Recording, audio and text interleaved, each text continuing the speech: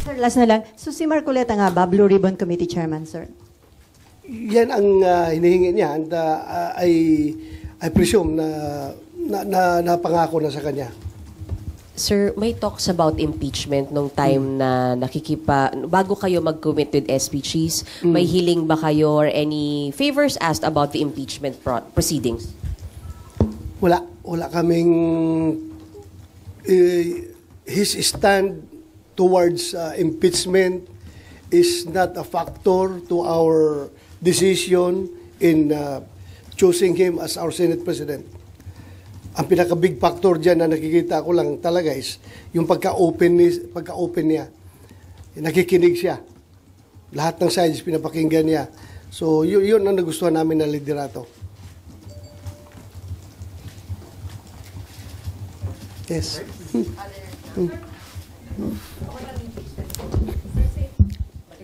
Sa impeachment, sir, di ba po, nag-move kayo para i-dismiss yung articles of impeachment noong June 10. Uulitin niyo po ba yan pag nag-reopen kayo? Yung hihingin na ho ba yan? Hihingin ba yan ng Duterte 7? Mag-usap pa kami. Titingnan namin. Baka sabihin nyo, insisting naman itong mga tao na ito, pabalik-balik. Hiningin na namin yan noon, di ba? Pero one thing I can assure you is that ako from my personal na paniniwala ko ito, that since tinanong ng impeachment court yung House of Representatives as to their stand whether or not itong 28th Congress House of Representatives is willing to be bound by the actions of their predecessors, yung House of Representatives ng 19th Congress. Are they willing to continue or are they willing to be to bind themselves to whatever actions that were took place during the previous Congress? You can expect me also to raise this question sa floor once the 28th Congress convenes. Itatanong ko rin na tinanong natin yung House of Representatives. Why not ask ourselves also? Di ba? Pareho lang naman. Pareho lang. So, tanungin rin natin yung Senate of the 28th Congress kung are they willing to be bound by the actions of the previous previous Senate of the 19th Congress. So, Senator, ibig sabihin, bago kayo mag-decide kung i-dismiss or hindi, paano po yung scenario, kailangan po bang magbotohan kung sa tingin ng Senado ay may jurisdiction kayo o wala dun sa impeachment? Yun. Dapat, it has to be established. It has to be established by the Senate, not by the impeachment court. By the Senate. So, we are talking about new composition ng Senado. So I am asking the Senate, not the impeachment court. Ha? Senate nga tinatanong ko kasi nga bago ang composition ng Senate compared doon sa previous Senate.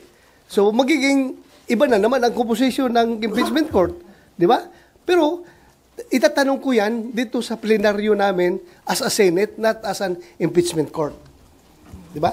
So yan na po ba yung sa inyong pito, sir? Sorry. Yan na po ba yung para ano ba? Yan ang i-raise ninyo? 7? Solid 7?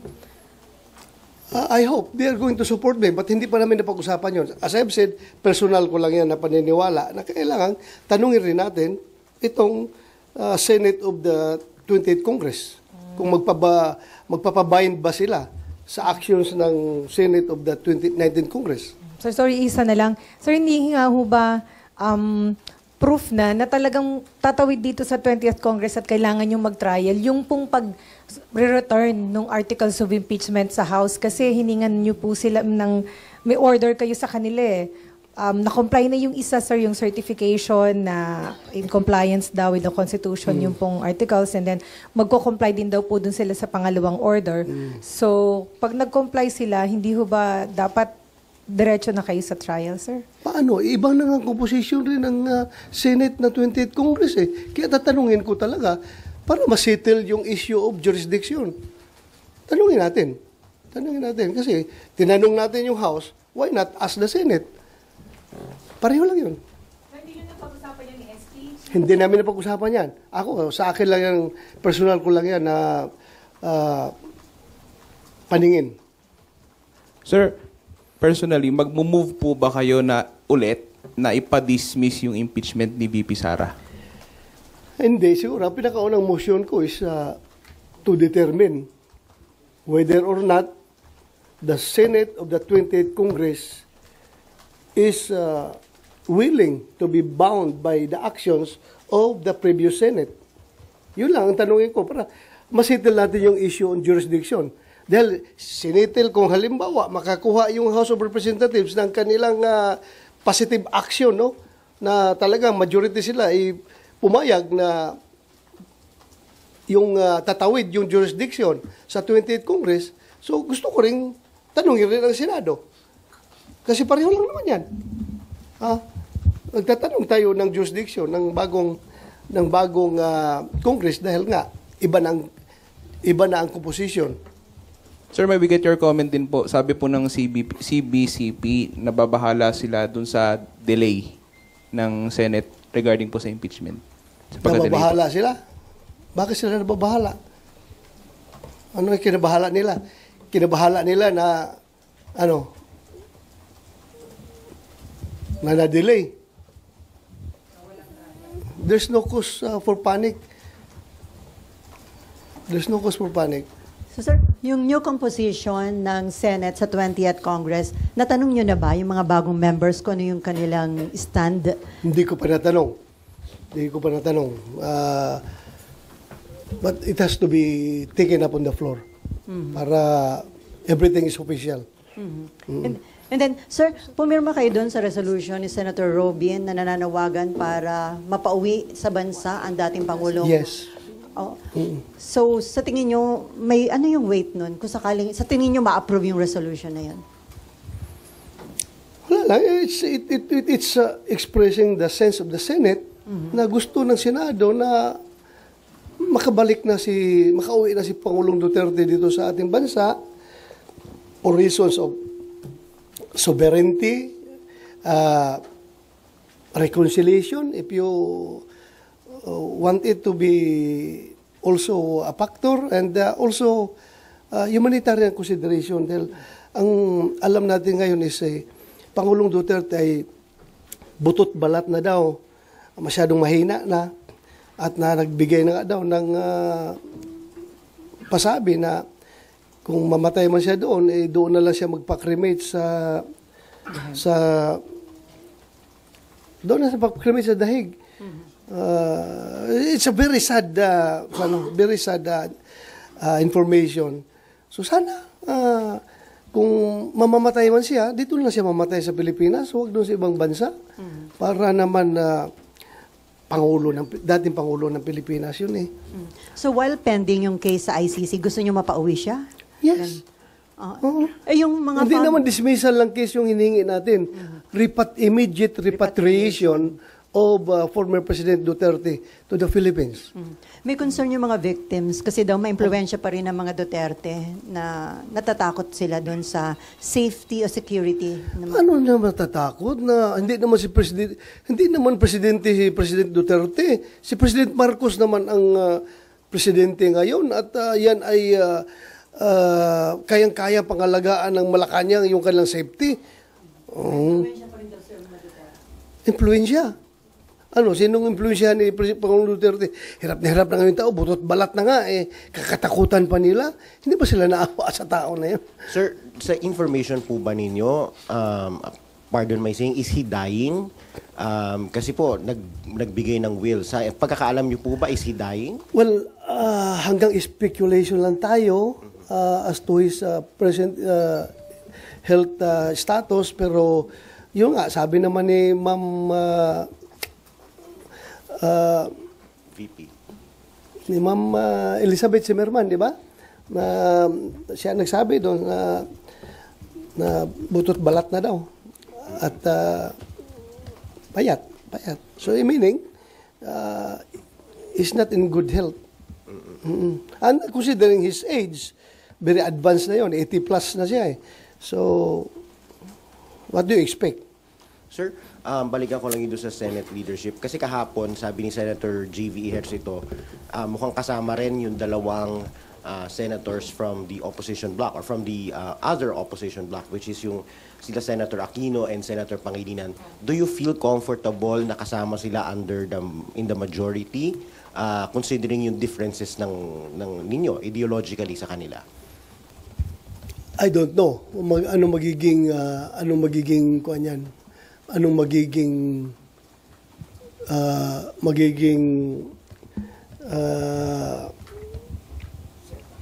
set up niyan, no? Hindi ko alam talaga. Hindi ko alam. Basta I joined the majority not because of them, but because of the leadership of Senate President Chis Escudero. Sir, going back dun sa sinabi nyo, you will question the jurisdiction of the 20th Congress dun sa ano. Sir, clarify ko lang, sir, ibig sabihin, you believe na walang jurisdiction nga yung magiging bagong composition ng Senate dun sa ano.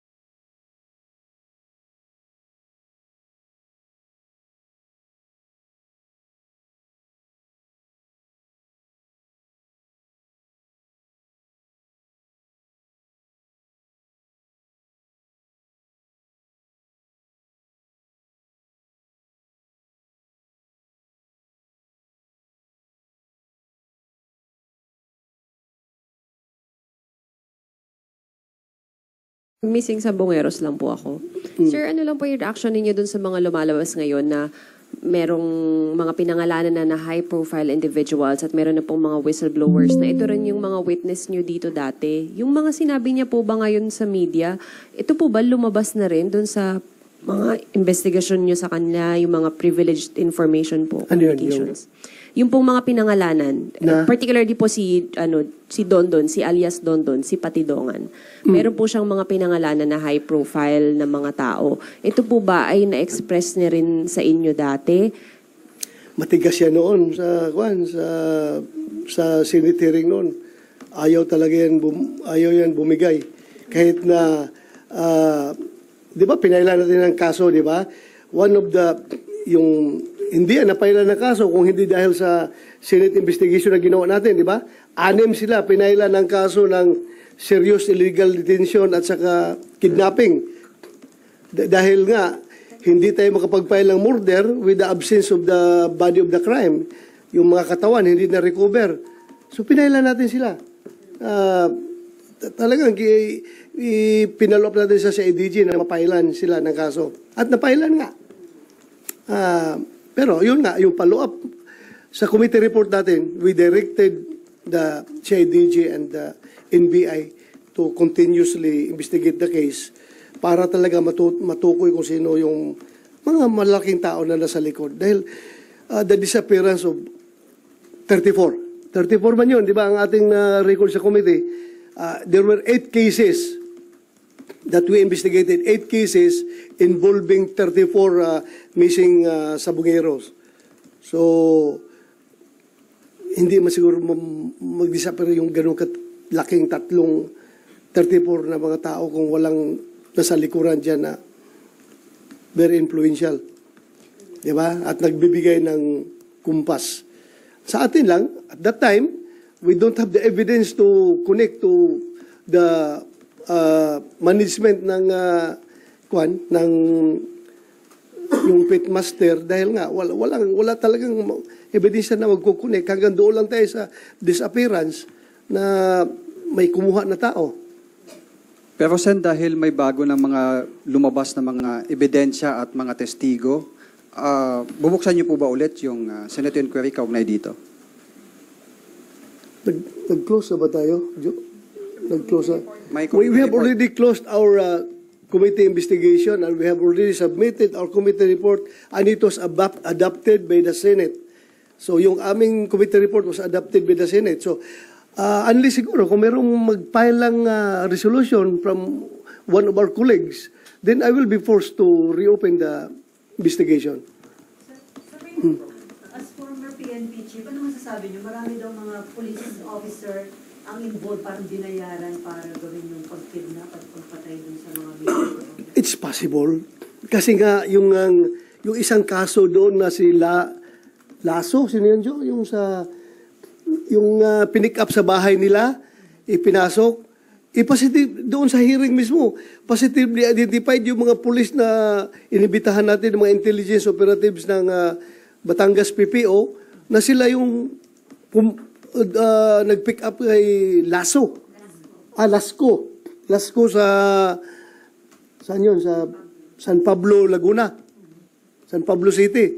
So, identify siya. Ayaw ko kung nakasuhan sila, di ba? Tapos ano na?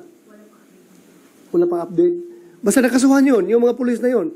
Kinasuhan yun. Dahil nga, positively identified nung mother, yung wife, at nung sister ni Lasco na sila yung pumasok dun sa bahay. So how do you feel na parang napapagamit itong mga police in exchange of money? I'm very, noon pa yun sinasabi ko, napakasama noon na magpagamit tayo sa sindikato, if you call it sindikato. Police ka, you are there to uphold the law, you are there to enforce the law. Ngayon, binayulit mo yung batas para sumunod kung sino man nag-utos sa'yo na, I'm sure, in consideration of money. Ano pang motivation mo doon? Nagagawin yon kung hindi ka sinusuhulan. That's beyond your job description as a police operative na mag-kidnap ng tao at pumatay ng tao at itapon kung saan-saan. Pero sa tingin niyo, sir, ano to? Credible yung whistleblower kasi ang dami niyang pangalang minention, may celebrity. As far as credibility is concerned, sa akin, mas credible sana siya kung nagsalita siya noon pa, nung dito sa Senate investigation. But still, credible pa rin siya dahil kahit na-late na siya bumaligtad, you knowing his closeness to the personalities involved, then mayroong siyang sinasabi. Sir, Sir, sorry. Sir, punta ako sa online gambling. May we know your stand lang since ilang panukala na po yung final ng mga kapwa niyo, Senador, either seeking to strictly regulate or total ban. Kayo po, sir, on online gambling po. Ako dapat ban yan eh. I-ban yan kasi maraming nasisirang buhay dyan. Aside from doon mga missing sa Bungiros, no? Dahil nga yun, sa online pa rin yun nangyari, di ba? Aside doon na may namamatay, marami akong nabalitaan talaga na may mga security guard na tumalon na lang sa tulay, nagpakamatay dahil wala ng pera. May bata na nagpatiwakal dahil na-hook sa online gambling. So, alam natin, yung kung magkakapera man ang gobyerno, ang revenues from online gambling is not enough to compensate the moral decay, the social cost of that it brings, yung online gambling. So not enough yung stricter regulation, sir? Not enough yung stricter regulation? Not enough. Kasi alam mo, Filipinos are very, yung ingenuity ng Filipinos to go around the bush ay napakagaling. Kaya maisahan pa rin tayo yung regulation dyan. Hirap pa rin. Lalo na sa online. Hanggang ngayon, wala pa tayong magandang solusyon para dyan.